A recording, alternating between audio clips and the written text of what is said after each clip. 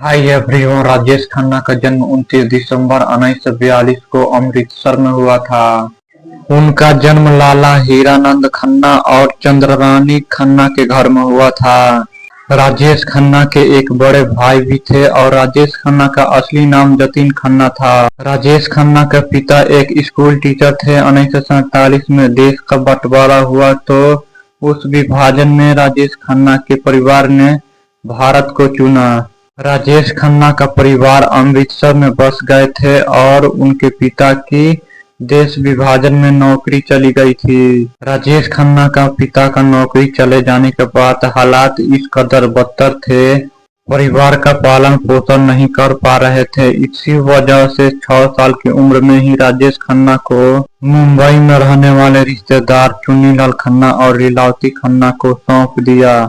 बचपन से ही राजेश खन्ना को काका नाम से बुलाया जाता था। पंजाबी भाषा में काका का मतलब छोटा बच्चा होता है।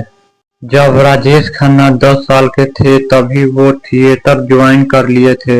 राजेश खन्ना को बेंगो और तबला बजाने में खास दिलचस्पी थी। स्कूल के दिनों में जितेंद्र उनके बहुत अच्छे दोस्त थे। एक्टिंग से बहुत ज्यादा प्यार था तो कॉलेज के दिनों में थिएटर और स्टेज शो से जुड़े रहे।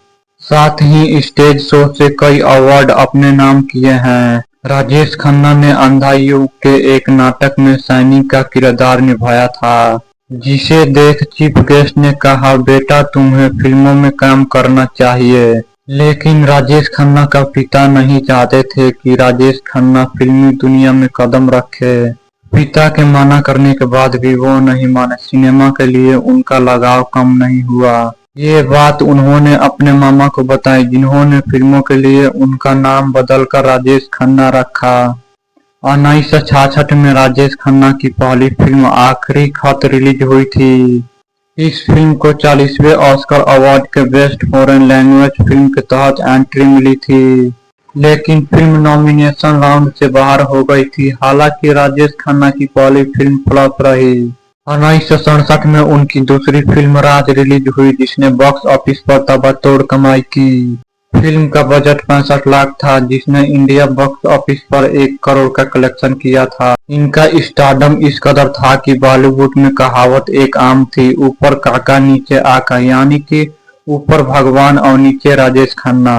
ये दो ही लोग पावरफुल हैं। देव आनंद के बाद दूसरे फिल्मी सितारे राजेश खन्ना ही थे, जिनके लिए लड़कियों में बेहद दीवानगी थी। 1970 के दशक में इनके बंगले पर इतने लड़कियों के खत आते थे कि उन्हें पढ़ने के लिए एक अलग से आदमी रखना पड़ा था।